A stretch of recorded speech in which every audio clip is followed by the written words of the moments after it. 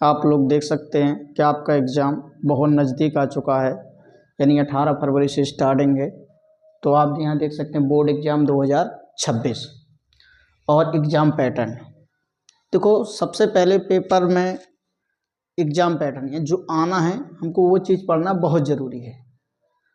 कुछ लोग होते हैं पढ़ते रहते हैं, पता नहीं वो चीज़ आए ना आए, वो एग्ज़ाम पैटर्न फॉलो नहीं करते हैं। आपको एग्ज़ाम पैटर्न फॉलो करना है और देखना है क्या चीज़ हमको पढ़ना है और क्या चीज़ हमको नहीं पढ़ना है। ये भी बहुत महत्वपूर्ण रखता है।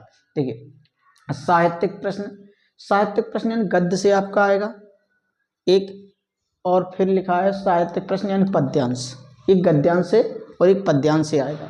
ठीक, इसमें आपको गद्यांश और पद्यांश हो गया।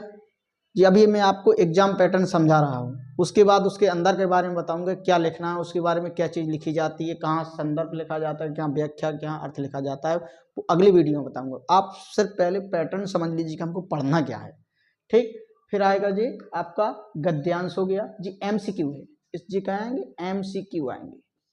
ठीक, 4 विकल्प उसमें दिए रहेंगे और आपको एक विकल्प चॉइस करना पड़ेगा, यानी मल्टीपल चॉइस क्वेश्चन। ठीक, यानी 10 नंबर का ये हो गया, गद्यांश हो गया आपका और ये पद्यांश हो गया। अब आगे चलेंगे आप तो क्या मिलेगा आपको, जीवन परिचय। जीवन परिचय में भी आपको याद करना है, यानी गद्यांश से भी जीवन परिचय आप 3 याद कर लीजिए, वो 3 याद कर लीजिए पद्यांश से, इसमें आपका काम हो जाएगा। ज़्यादा नहीं पढ़ना है, नॉर्मल पढ़ने से ही सब कुछ हो जाता है। आप जितना पढ़ोगे उतना कन्फ्यूजिंग होगी, आपको बिल्कुल कन्फ्यूजिंग होने की ज़रूरत नहीं है, आप ध्यान से पढ़ना है। अब देखिए, जीवन परिचय में आप गद्यांश से पद्यांश से 3-3 याद कर लेना। ठीक, जन्म तिथि हो गया उनका, और माता पिता का नाम हो गया, किस जगह पे जन्म हुआ है, उसका निवास स्थान पूरा आप याद कर लीजिए। कहानी हो गया, आपको एक कहानी याद करनी पड़ेगी। और ये हो गया खंड काव्य, खंड काव्य भी आपको 5 नंबर का आएगा। अब आ गया हमारा एक खंड बा, जी खंड आ से संबंधित है, जी खंड बा से। अब इसमें संस्कृत खंड आ जाएगा आपका, संस्कृत में गद्य पद्य मिलेगा आपको, इसमें भी गद्यांश पद्यांश मिलेगा आपको 7-7 नंबर का।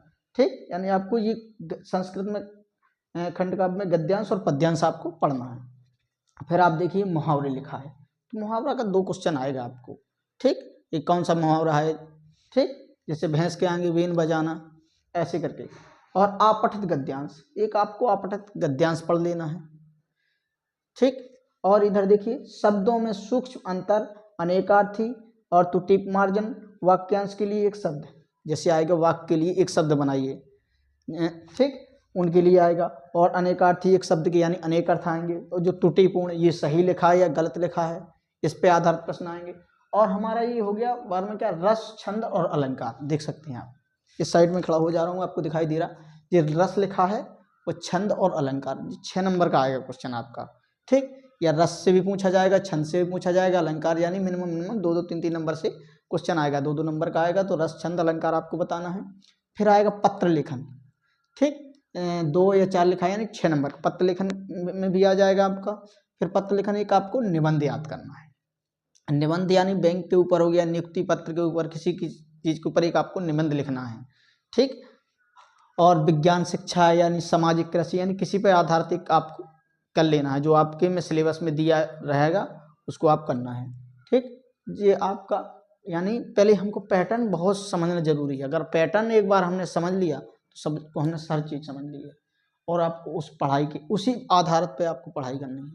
ठीक, तो आज मैं इतनी चीज़ बता रहा हूँ। कल जो अगला मेरा नेक्स्ट वीडियो आएगा, नेक्स्ट वाली वीडियो में बताऊँगा मैं कि इसके अंदर क्या पढ़ना है, गद्यांश किस चीज़ का याद करना है, पद्यांश किसका करना है, जीवन परिचय हमें एक करना है, तो किस 3 में से 2-3 ऐसे बताऊंगा कि जो आएंगे आपके पेपर में।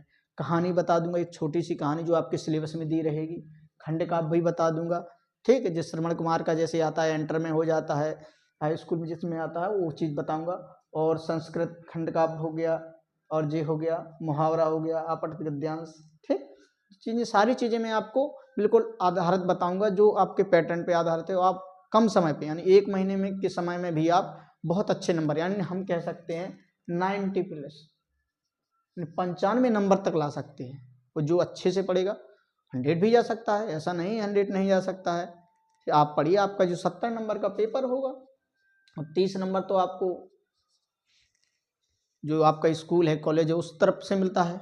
तो आप उसमें भी बढ़िया तैयारी कीजिए, फाइल बनाइए और टीचर से जो संपर्क बना रहता है आपको, टीचर के लिए तुम क्या चीज़ें नोट्स बनाए हो, तो उसी आधार पर टीचर आपको नंबर देगा। जी आपका स्कूल का है वो जी 70 नंबर जी तुम्हारे ऊपर है कि तुम कितना अच्छा कर सकते हो।